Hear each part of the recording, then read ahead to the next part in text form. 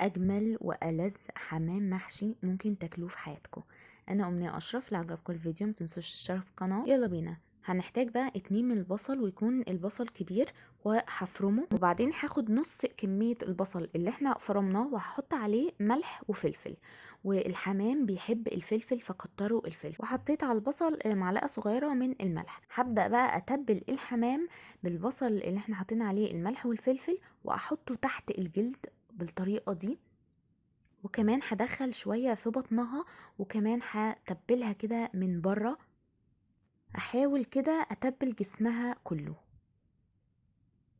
هعمل بقى الكمية واسيبها تتبل شوية، واجهز بقى الرز. هحتاج ملح وفلفل وبابريكا ورشة من جوز الطيب ورشة من الحبهان المطحون او الهيل. نزل بقى معلقة كده من السمنة البلدي، وبعدين هنزل النص التاني من البصل اللي كنا فرمينه، وبعدين يتبل بس البصل. هنزل بقى البهارات بتاعتنا، هقلب كده دقيقتين 3، وبعدين ابدأ انزل القنص.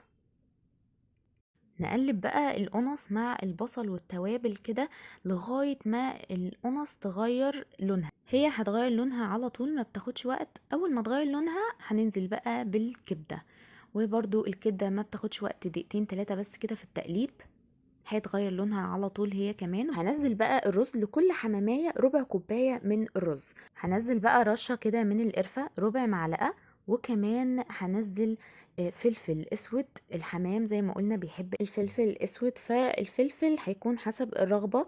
بس حطوا نص معلقة صغيرة لمعلقة صغيرة، بجد بيفرق جدا وبيخلي طعم الحمام خطيرة. بعد ما قلبت الرز هنزل بقى المية.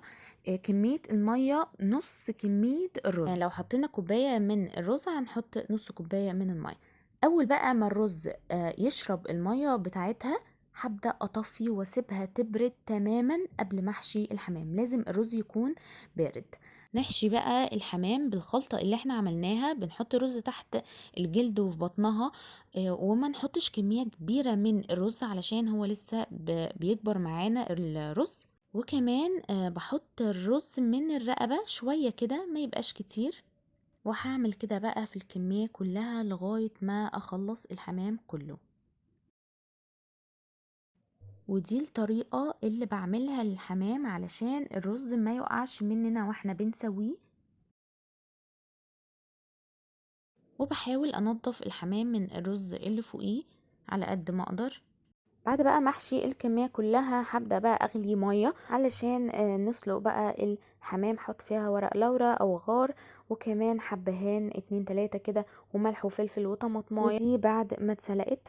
واحنا بقى بنحط الحمام وهو بيتسلق في المية المغلية، نحطه من ظهره. نخلي الحمام في الاول يغلي كده في المية غلوتين 3، وبعدين بنوطي عشان الرز يستوي وبعدين نحمره. جربوها وقولوا لي ايه رايكم. الف هنا.